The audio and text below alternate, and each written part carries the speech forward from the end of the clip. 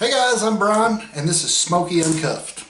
Today I'm going to hit on something that I just recently got asked about again, even though I've retired. It's about accidents.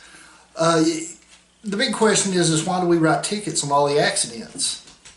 And I'm not going to say we write them on all of them, but a large part of them, yeah, when you've done property damage to somebody else's property, we're probably going to write a ticket. I mean, that's just... I'm going to explain why that is. Early in my career, it wasn't explained real well, or I didn't pay attention or something. And so, it was just kind of hit and miss with me for a citation. And I mean, if you were in a single car accident, I never wrote one. I mean, that was just a given. And unless you were intoxicated, something like that. But fortunately, this happened early in my career. Was at called to an accident, and it was a two-car, a simple fail to yield from a stop sign. Guy pulls out, car hits it, and fortunately it was low speed, so nobody was injured. So, talked to both parties. Everybody was getting along great, and I'm thinking, okay, well, I mean, no big deal. I work up the wreck. It still shows the same thing: who pulled out from the stop sign, who pulled in front of the other person, and good enough. It should be done, right? So time marches on. I don't know, it's probably 6-7 months, and I get a subpoena for court. Pull up the case. One of those deals where I have to look for half an hour to figure out what case I'm going to go testify on. And so I find it's this one. I was a little confused, so we went to court. The lady that was going down the road shows up to court with neck brace, barely able to get around, the works. When she refused to have an ambulance come out and check her out. I mean, this is... So anyway, we get in there, they're testifying, and the biggest reason is right here. She gets up, gives her whole song and dance, her big sob story about this thing. What the attorney for her is trying to do is prove criminality in what he's done. And since he has not been written a citation for anything, they're trying to hammer him. So what they're trying to do is prove real criminality and go way beyond what it should have been, just so they can get a bigger settlement in the lawsuit, because they can show him criminally negligent. And I mean, honestly, if I would have just written a citation for fail to yield from the stop sign right there, the guy had gone and paid it, this whole side of it would be gone.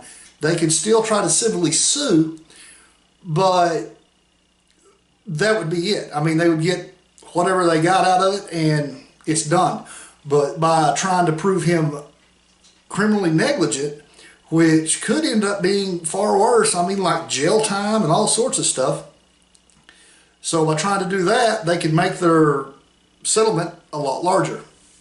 So in the end, I'm at this court and I sat on stand for over an hour explaining why I did not feel this guy was just hugely criminally negligent. I just feel like he failed to yield from a stop sign. It's a misdemeanor.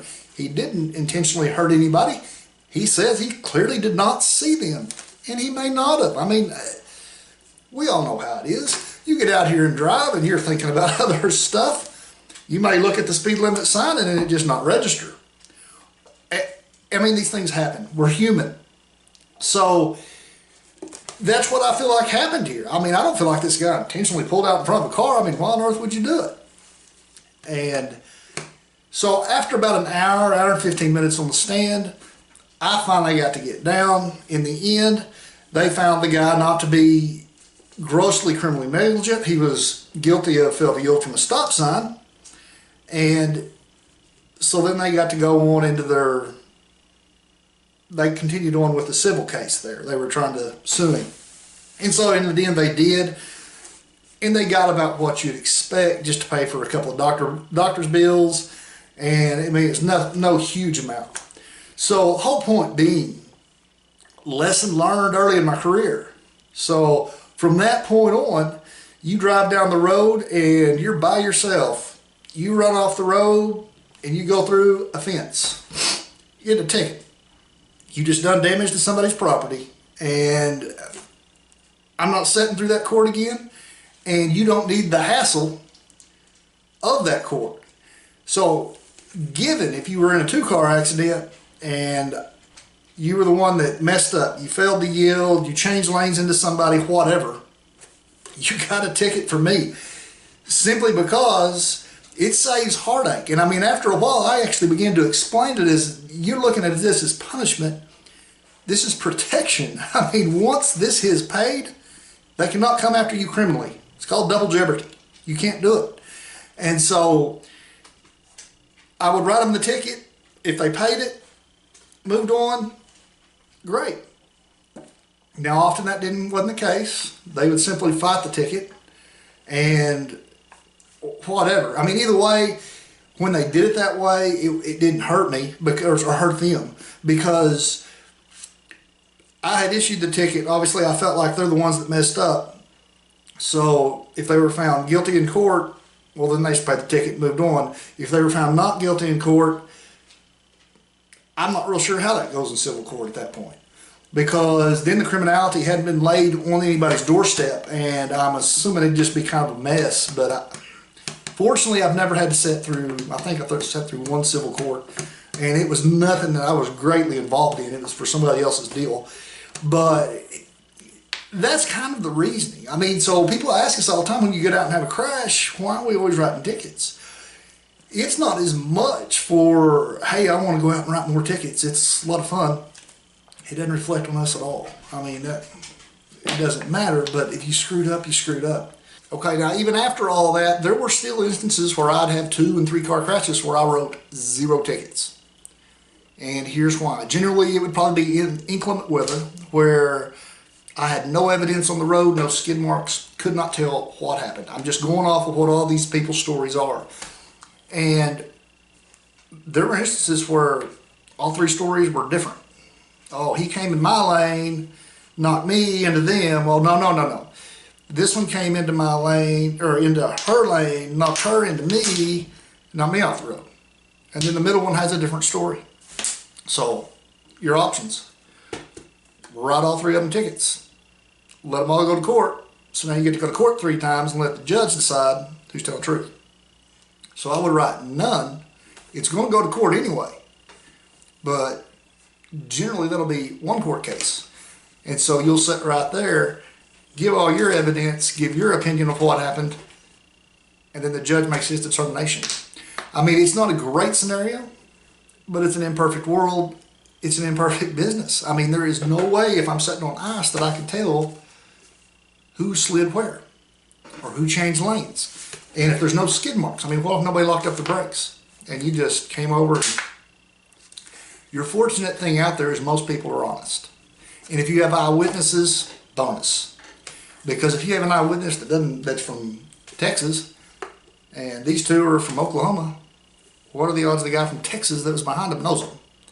So he's probably telling the truth. I mean, that's just kind of what you have to go off of. And the guy from Texas will probably be subpoenaed too, and he'll get to come to court and tell his side of it.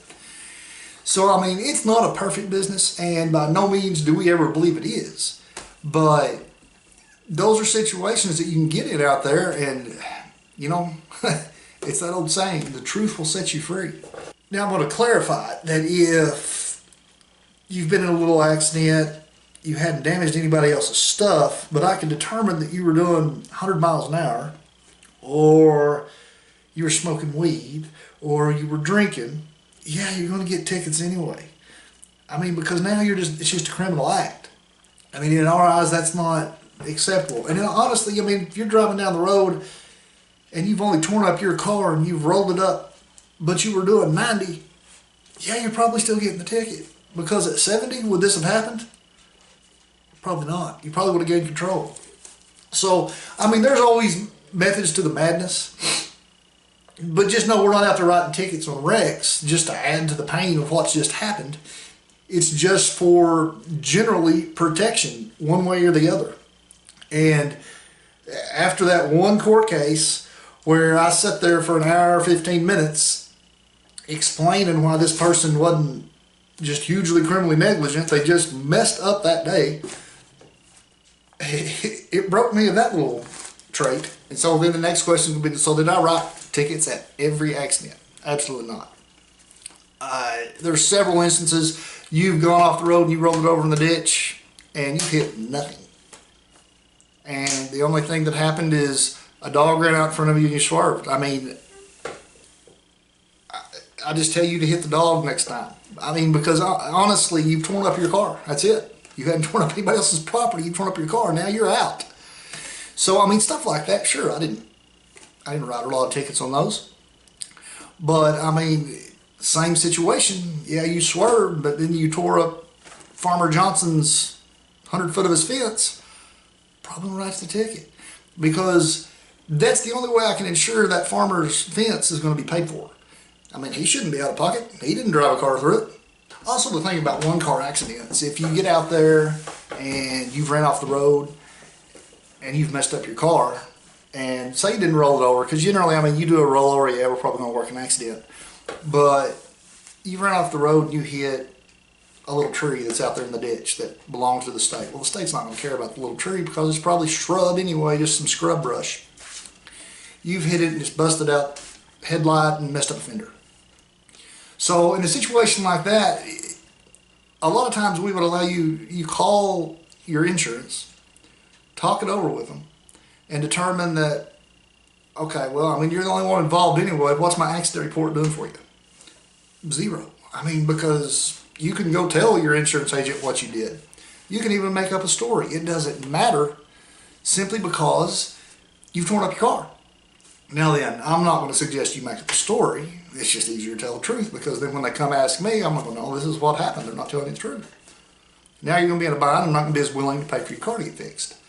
So, I mean, just tell them the truth. I looked down and played with my phone, ran off the road, hit a little tree. Happens. I mean, clearly an imperfect world, so I mean, these things are not going to go as great as possible, great all the time, but you got to do the best with what you got. So in the end, guys, I mean, it's always just your best policy if you get out there and get in an accident, and whether you're the one that screwed up or not, just tell the truth. Because I'm going to assure you, you get to court, and the judge gets an inkling that somebody's lying.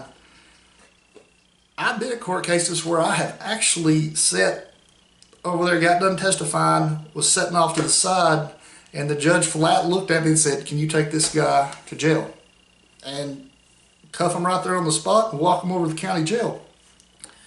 Because they perjured themselves. They lied in court. It happens. And it was over some nothing crash. They simply told the truth. They pay a little fine. They walk out there today. Well, so that guy ends up having to get bail, pay the fine because he was found guilty, obviously, and now his costs have just tripled, and he still has to fix his car. I mean, lying just is never the way out of that stuff. So, guys, I didn't tell you earlier, I was going to tell you my next video is going to be completely different. I'm going to do an unboxing of a little new tool that I've got, or I say I bought for my wife. It's a really cool one. Kind of goes along with my CNC from my other channel, Smokey CNC Woodworks. But it's going to be interesting. I'm just going to do, it's probably just going to be an opened up unboxing. I don't know if I'll get it running on the next video, but if I can, I sure will. So guys, that's about it for this one. If you haven't done so yet, please subscribe, and I'll see y'all next time.